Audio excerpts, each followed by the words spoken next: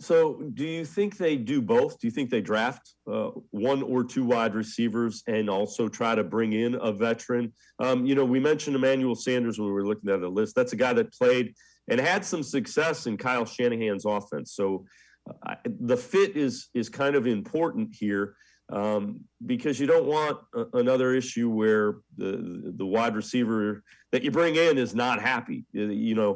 Get somebody who knows what is going to be asked of him and required of him in this system.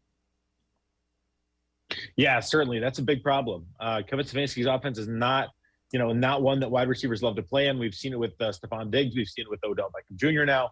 I could certainly see that being an issue when a team is when the Browns are trying to bring in a wide receiver. So that's something they're going to have to look at. They definitely are going to have to draft at least two wide receivers, I think, because when you look at it, Hollywood Higgins isn't coming back. There's a chance that Jarvis Landry doesn't come back, if they want to keep that salary, salary cap hit lower. You got to look at DPJ is maybe a guy.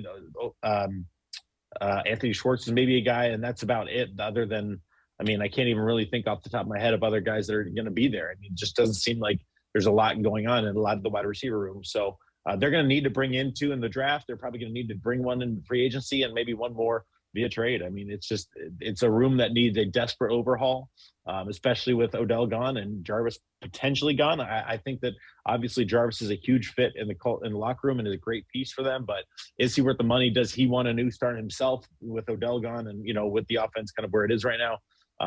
It's a massive need. I think by far their biggest need this season.